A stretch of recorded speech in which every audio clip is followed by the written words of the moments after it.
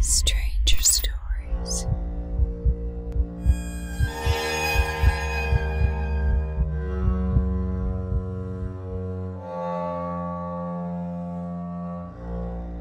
So the story began when I matched some girl on a dating app about a year ago. Her pictures weren't great, but at the time I just wanted to meet fun people. After talking for a while, she asked for my number and called me right away. She asked me to come over to her place to have coffee and talk. I took that literally, only coffee and some conversation. So I thought, why not? And left.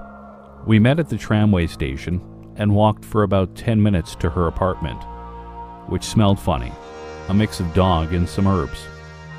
She soon told me she had 3 dogs and liked yoga, meditation, and massages, which, thinking about it now, totally makes sense. As I said, I wasn't expecting anything sexual going down, but then she said something about staying the night and banging all day. I just brushed it off as a joke. Besides, that night I was throwing a party at my place. It was around 11 a.m., and I never told her about my party. Anyways, she brings out the coffee. I start drinking it, and it tastes bad. Really, really bad. She offers me a hand massage. I thought to myself, she's not asking me to undress and lie face down on a massage bed, so why not? While she was doing it, I noticed her notebooks and started going through them. There were drawings of the human body, and in them was written the effects of massage in specific locations. For example, you could have something like "prevent cold" written on the drawing of the back. She started to massage my ring finger and breathe heavily. I searched for that part in the notebook. Heavier breathing. She begins to apply more pressure on the side. Even heavier breathing. This girl's almost having an orgasm, I thought. Then I found it, written on the side of the left ring finger in very small captions. Penis. I thought it was really weird, but I let her finish. She said that sometimes people feel dizzy after a hand massage, and that I could lie down on her bed if I needed to. Immediately after she said that, I started to feel really dizzy and my vision started to get blurry. She noticed I wasn't feeling well. I said I needed to go to the bathroom to wash my hands. I couldn't even see my own reflection, let alone text or call someone on my phone. I thought about the horrible coffee and the weird massage I just got. I pictured myself waking up naked and tied to her bed the next morning. Her phone rings. I overhear that some friend was coming over for a few minutes. I almost thought I was done for, but noticed she seemed disappointed. I felt relieved. I decided I couldn't do anything but hope for the best. The friend arrived and I took my chance, saying I had to leave. She told me to text her when I got home, to which I replied that I would. When I got home, I had one of the worst headaches of my life. I waited for it to pass for hours.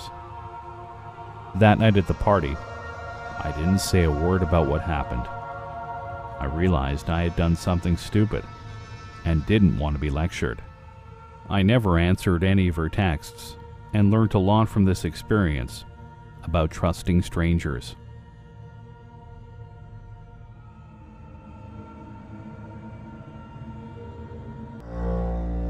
This happened to me a few months ago. I was at a club for my friend's birthday and we had a table with around a dozen friends with us. When we get there, a guy immediately starts to hit on me. He seemed super weird, and at the time I had a boyfriend, so I politely declined his advances. Things started to get weird soon after. While walking in the club, I feel like I see him everywhere, and it started to freak me out. But at the time, I didn't really sense any danger. Fast forward an hour and I'm chatting with a friend from high school who happened to be the bartender.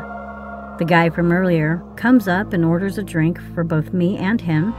I decline. and explained to my bartending friend that we already have a table, so I'm good on drinks.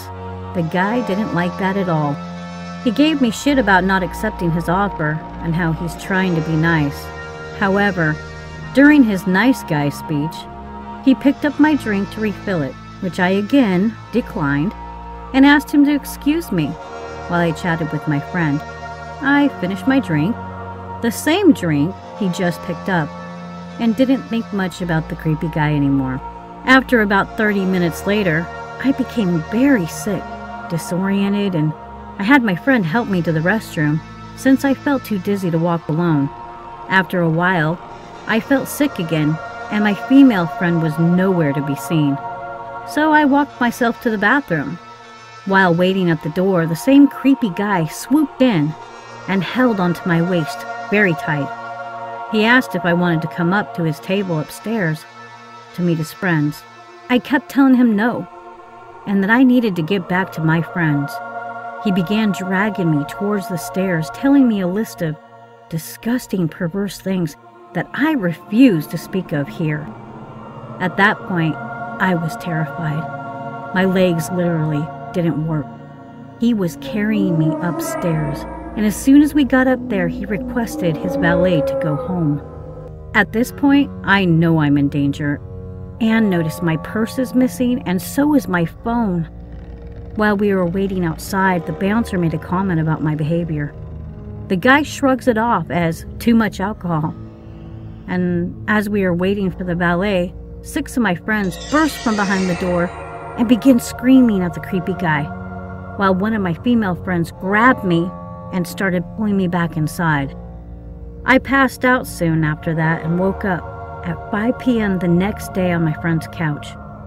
I thought I had alcohol poisoning until I went to the emergency room, and I found out I was drugged with ketamine while out the night before. This guy intended to drug me and take me home with him. Since then, I have refused to go out without my boyfriend.